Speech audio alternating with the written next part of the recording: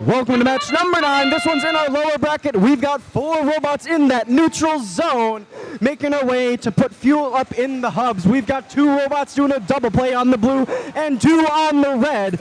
It's going to see which one will come out ahead into that teleoperated period.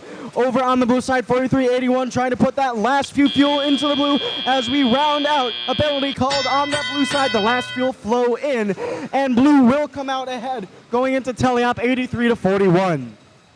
We've got 3 robots in that neutral zone as we round out the transition period. Blue will fade away, red will stay active as we see some stealing. 1189, the gearheads taking fuel from that neutral zone and pushing it over to stockpile. 3656, that's your Dreadbots out of Dexter, lining up and launching fuel in to the hub. Their partners, the Mountie Megabots, that's 7197, collecting off of that field wall and launching in, joined by Q Branch right in front of them. That sound marks our second shift over to blue. We've got 4 robots, make that 5, count them 5, in that Blue Alliance area. 1189 pinned by the Mountie Megabots, 7197. It's called by the refs. They're putting a steady stream of fuel into that blue hub, trying to widen their gap. It's 145-88 as it currently stands. Dexter Dreadbots pushing 4381. That's the Twisted Devils out of the way as they try to shoot on the move into that blue hub. They're successful. That defense paid them no mind. Continuing to pin and push them out of the way in the neutral zone as we make our way over to the red side.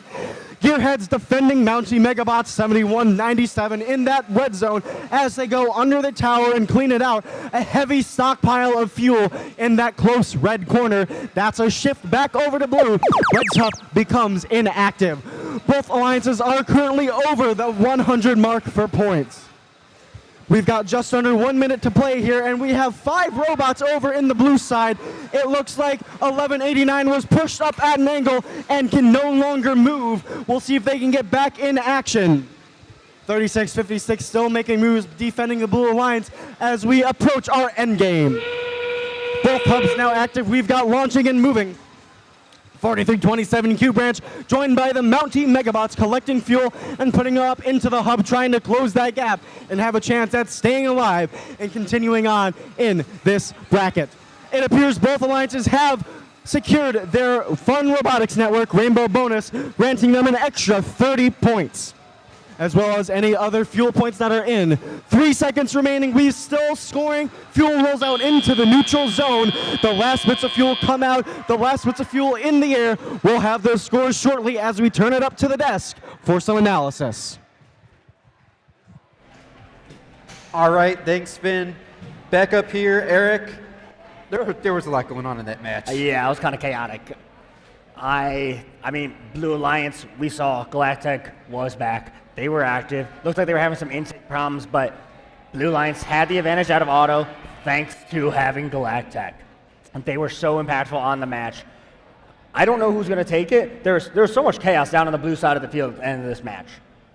I'm excited for the recap, but, well, before we get into that, we'll wait for the scores. But, like, what else really stood out to you?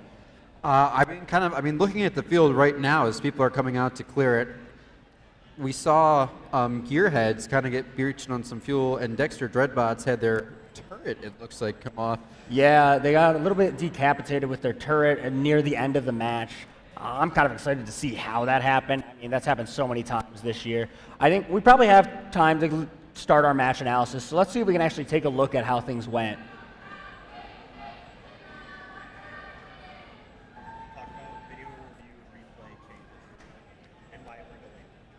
Okay, so there's going to be a little bit of a delay. So for some of the more interesting circumstances on the field, we have a video review policy at Rainbow, where if the referees feel they want to check something back, they can go ahead and review the live stream and see, do they think that they missed a call, or did they see something, but maybe they didn't see all the lead up. So they want to make sure that they understand what's happening, and there can be some big after the fact changes. I'm not saying whether or not that will happen. I just want to remind teams that that is a policy that we have here at Rainbow Rumble, and it does help to make sure the calls are correct. Yeah, that's the bottom line, right? Everyone wants the right call to be made, the teams and the referees. So having that extra time, and that's why we've been waiting for our scores, but they are ready, so we're going to go ahead and see what they are. And the Blue Alliance is going to win 248 to 194. And that is going to bring an end of the day